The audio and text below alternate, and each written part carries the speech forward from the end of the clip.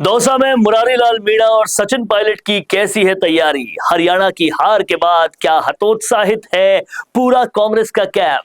और क्या बीजेपी ने एक नई स्फूर्ति दे दी है दौसा के कार्यकर्ताओं को भी? क्या अब किरोड़ी लाल मीणा रूठे हुए जो है वो मान जाएंगे, या फिर बीजेपी चलेगी कोई ऐसी चाल जिससे रूठे रहे अगर किरोड़ी लाल मीणा भी, तो भी दौसा को कोई फर्क नहीं पड़ेगा?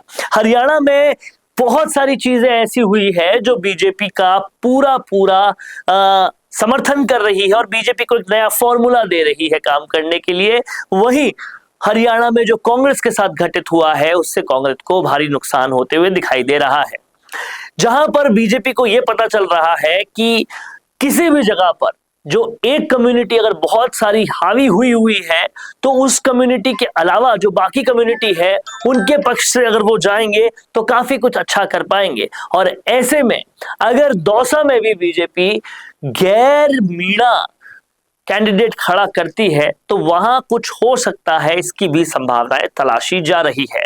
वहीं दूसरी तरफ जहां कांग्रेस अपना दावा ठोक रही है, दावा खेल रही है, तो वहीं कार्यकर्ता जो हतोत्साहित हो चुके हैं हरियाणा चुनाव से, उनका फर्क खासा दिखाई दे रहा है।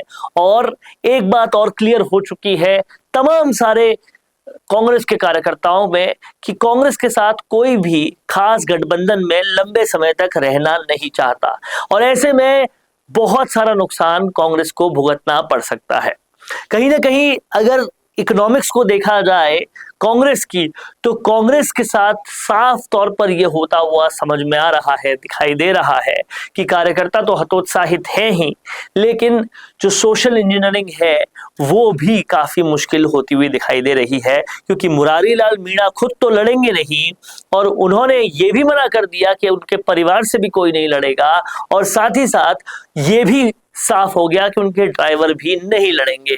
ऐसे में मुरारी लाल मीणा का खुद का परिवार से तो कोई आ नहीं रहा, निकटतम भी कोई नहीं आ रहा, तो कौन कैंडिडेट होगा इस पर भी खासा फर्क पड़ेगा कि दौसा की तैयारियां किस तरफ जाएगी। हालांकि बीजेपी ने भी अपनी रणनीतियां बनाना शुरू कर दिया है और अब ग्राउंड पर और तेज होना शुरू कर दिया है।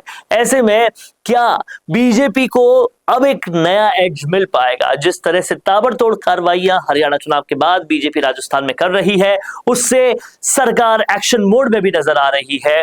और अगर किसी भी तरीके से जो जल का काम है दौसा में वो और बड़ा कर दिया, तो भी उस पर भी कोई नया अपडेट ले आए तो भी खासा बड़ा फर्क उपचुनाव में पड़ सकता है। समझने वाली बात यह है कि सचिन पायलट अब अगला क्या दाव खेलेंगे, सचिन पायलट के पास अब क्या बचा है दाव, ये समझने की बहुत जरूरत है। हालांकि अभी भी राजस्थान के अंदर सचिन पायलट और मुरारी लाल मीणा की जोड़ी को दौसा में ज्यादा समर्थन मिल रहा है, लेकिन अब बीजेपी किस रणनीति के तहत काम करेगी ये वाकई देखने वाली बात होगी। क्या कहना है आपका इस पूरे मसले पर? लिख डालिए अपने कमेंट्स में। देखते रहिए संवाद भारत का, भारत के लिए।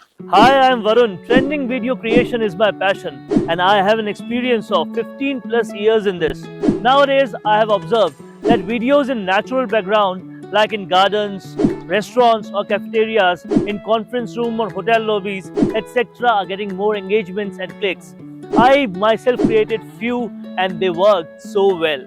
If you are also looking for an engaging video in this type of natural background for your business promotion, I'm here to help you out. My packages come with variety of services like image insertions, clip insertions, logo insertions, text overlays, etc. Go check them out now. Feel free to ask anything before ordering with me. Hope we join hands soon.